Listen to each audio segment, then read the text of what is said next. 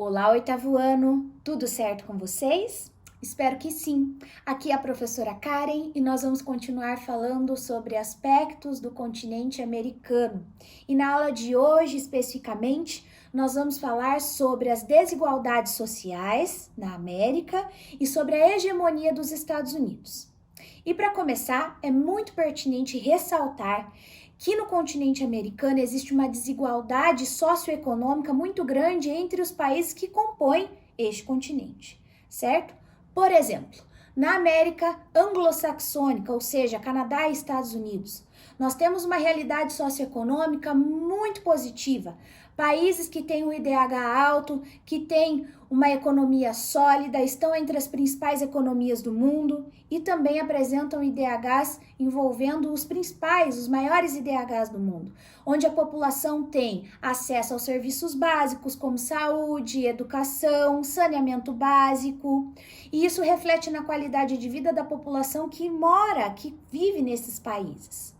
Além dos aspectos econômicos que eu acabei de comentar, que são muito satisfatórios e que também refletem nas boas condições socioeconômicas destes países, ok? Em contrapartida, na América Latina, nós temos uma realidade muito diferente. Os países da América Latina apresentam, em geral, IDH mais baixo e economias menos fortalecidas, com exceção de alguns países em desenvolvimento, como o Brasil, que é um país emergente, que inclusive faz parte do BRICS, o bloco que concentra os principais países emergentes do mundo. Mas nós temos países muito pobres, como os países da América Central. Além disso, nós temos problemas como na América Central, que estão relacionados à violência. Devido ao tráfico de drogas, ao tráfico de pessoas, existe muita mortalidade por conta das gangues que controlam esse tipo de comércio ilícito, certo? E na na América do Sul, nós temos problemas muito relacionados à corrupção, à concentração de renda, ou seja, muitos têm pouco e poucos têm muito. E isso reflete em desigualdades sociais gritantes que impactam nos indicadores socioeconômicos destes países. Além disso, nós temos uma grande habitação de áreas irregulares, enfim, são problemas que refletem nos indicadores socioeconômicos dos países que compõem o continente americano. E para ilustrar bem essa ideia, nós temos na tabela da página 10 do livro didático de vocês um comparativo de indicadores socioeconômicos de alguns países que estão no continente americano. Vamos interpretar essa tabela? Pessoal, eu destaquei aqui para vocês 3 países: os Estados Unidos, Honduras e Brasil. Estados Unidos que faz parte da América anglo-saxônica, Honduras e Brasil fazem parte da América Latina. E nos Estados Unidos nós temos uma renda per capita, ou seja, uma renda por pessoa, que é em média 54.941 dólares por ano, certo? Esses dados são de 2017. O IDH dos Estados Unidos é de 0,924. Um IDH de 0,9 é um IDH muito bom. Em contrapartida, o IDH de Honduras é 0,6, que é considerado um IDH muito baixo. E a renda per capita de 4.215 dólares, muito distante da renda dos Estados Unidos, né, pessoal? E na sequência, nós temos o Brasil, que é um país emergente, que tem uma renda per capita maior que de Honduras, mas ainda muito distante da renda per capita dos Estados Unidos. Essa renda é de 13.755, em média. E o IDH do Brasil, de acordo com dados de 2017, é de 0,759. Um IDH de 0,7 é um IDH um pouco mais próximo do adequado, mas ainda é baixo. Refletindo sobre os dados dessa tabela, a gente pode identificar a grande desigualdade socioeconômica que existe entre os países no continente americano. Os países da América Latina passaram por um processo de urbanização e industrialização tardio, e isso fez com que não houvesse um adequado planejamento ambiental, fazendo com que muitas pessoas, devido ao êxodo rural, devido à saída do campo para a cidade, ocupassem áreas irregulares nas áreas urbanas. E essas áreas irregulares, em grande maioria, não apresentam um saneamento básico adequado, muitas vezes a população que ali reside não tem acesso à saúde, à educação, e muitas vezes nas periferias nós não temos a segurança adequada, refletindo muito as perdas em vidas humanas devido à violência e entre outros aspectos, certo? Nós temos esse crescimento desordenado das cidades, então, que acabou intensificando a pobreza e a desigualdade social. Porque nas áreas urbanas, por exemplo, do Brasil, nós temos locais que apresentam um ótimo saneamento básico, acesso da população a serviços de saúde, educação e maior segurança. E em outros locais, como principalmente nas periferias e as áreas ocupadas irregularmente, uma realidade muito diferente. Nos países da América Latina, nós temos problemas de desigualdade também no espaço rural, e isso refletiu na criação de movimentos sociais para reivindicar uma melhor distribuição de terras, para que quem não tenha terra possa tornar locais improdutivos produtivos. Um exemplo de movimento social ligado a essa reforma agrária seria o MST, o Movimento Sem Terra, que reivindica áreas improdutivas para que famílias que não têm áreas agrícolas possam produzir. E isso gera uma série de conflitos, tendo em vista que no Brasil nós temos um amplo espaço rural e uma elevada produtividade no setor da agricultura, mas nós temos uma concentração de terras muito grande. E novamente eu digo, muitos têm pouco ou nada e poucos têm grandes áreas agrícolas. Ou seja, as terras estão concentradas com um pequeno percentual de proprietários. E os movimentos sociais surgiram para reivindicar uma melhor distribuição dessas terras.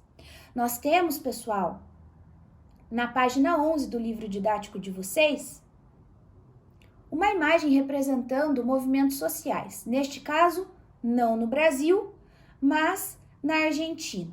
Então, essa foto é de 2019, em Buenos Aires, mostrando movimentos sociais argentinos celebrando o fim da ditadura. A ditadura que no país durou aí cerca de uma década. Ok, pessoal? Outra questão muito ligada à desigualdade nos países da América Latina está na questão do trabalho e do desenvolvimento tecnológico.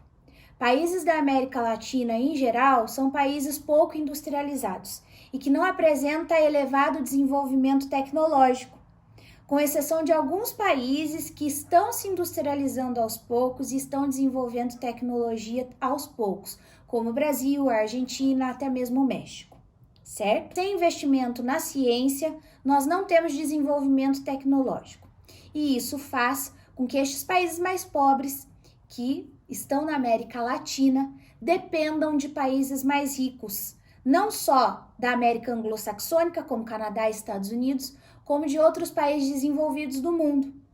Então, essa relação de dependência impede o desenvolvimento tecnológico, certo, pessoal? Na página 12 do livro didático de vocês, nós temos uma imagem que mostra um drone utilizado no monitoramento de lavoura de trigo em uma área agrícola do município de Carambeí, no estado do Paraná. Essa foto foi tirada em 2017. Aqui nós percebemos a tecnologia sendo empregada na produtividade agrícola, na produção agrícola. Porém, nós não temos essa realidade em todos os locais do nosso país e de outros países da América Latina. Normalmente, as grandes propriedades apresentam elevado desenvolvimento tecnológico aplicado à produção e propriedades menores, nós vamos encontrar técnicas rudimentares, técnicas mais tradicionais de produção, o que impede uma boa produtividade e dificulta a concorrência. Agora, nós vamos falar da hegemonia dos Estados Unidos, não só na América, mas em âmbito mundial. Essa hegemonia dos Estados Unidos teve uma grande relevância devido ao fim da Segunda Guerra Mundial. Se comparado com os países europeus, os Estados Unidos foram bem menos impactados com os danos sofridos pela guerra, devastação de território, entre outros aspectos. Então, os Estados Unidos, através do Plano Marshall, ofereceu ajuda econômica aos países europeus. E aí, criou-se uma certa dependência no momento dos países europeus para com os Estados Unidos, e os Estados Unidos ganharam força economicamente no cenário internacional. E isso foi crescendo de acordo com o passar das décadas e de maneira muito rápida. Os Estados Unidos, em meados do século XX, apresentou um elevado desenvolvimento industrial, fazendo com que ele correspondesse à metade da produção industrial do planeta, ou seja, os Estados Unidos estavam vendendo para grande parte dos países do mundo e esses países dependendo da produção industrial nos Estados Unidos, certo? E acabou se tornando então o principal exportador de produtos industrializados no mundo. É importante destacar, pessoal, que nos Estados Unidos nós temos uma das atividades industriais mais diversificadas e tecnológicas do mundo. E isso reflete em uma grande distribuição de indústrias pelo seu território. Mas é importante destacar que essa distribuição tem mudado. As indústrias dos Estados Unidos se concentravam na região Nordeste principalmente, como por exemplo, Detroit, Chicago, Washington, Nova York. E hoje nós estamos tendo uma descentralização industrial neste país. As indústrias estão indo para outras áreas, para o interior do país, mudando então esse cenário de distribuição das indústrias. Nós temos, por exemplo, Los Angeles, que fica na costa oeste dos Estados Unidos, ou seja, no outro extremo.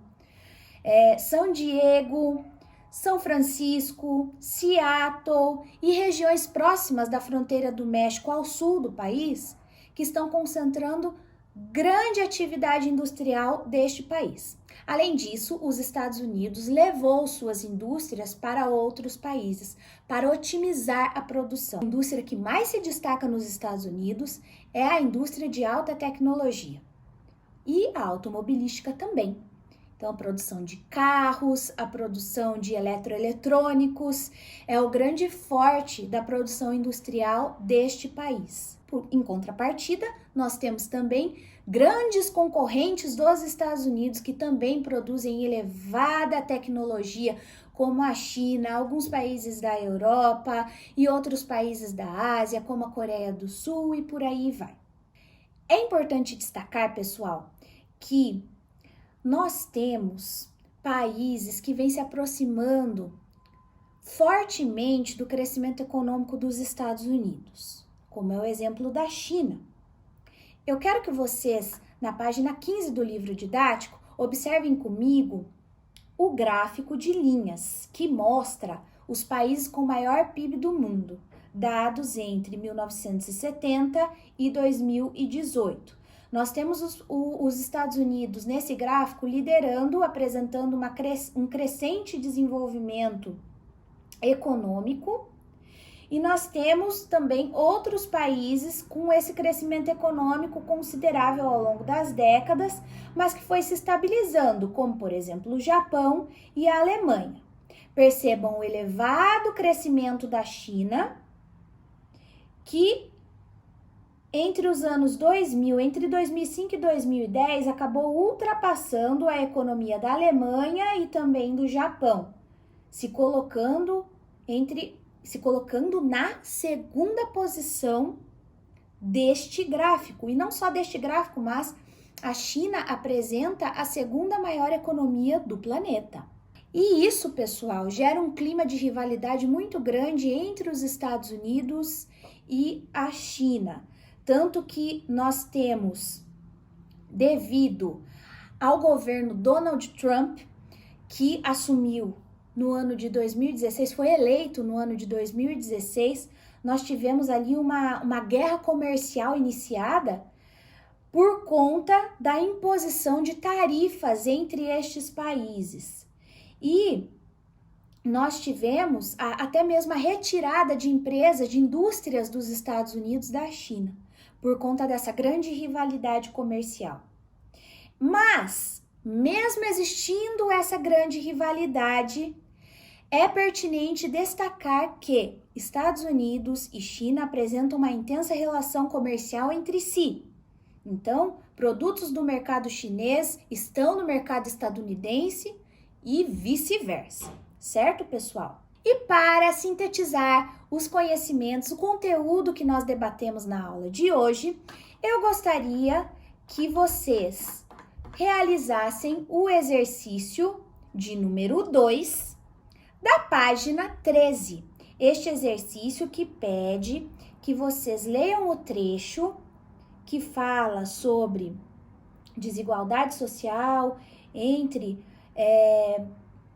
a população dos Estados Unidos e as desigualdades entre os países da América Latina também. Então, nós vamos sintetizar essa questão da desigualdade social no continente americano com a resolução deste exercício. E eu volto aqui para corrigir esse exercício com vocês, certo? Bons estudos e até a próxima!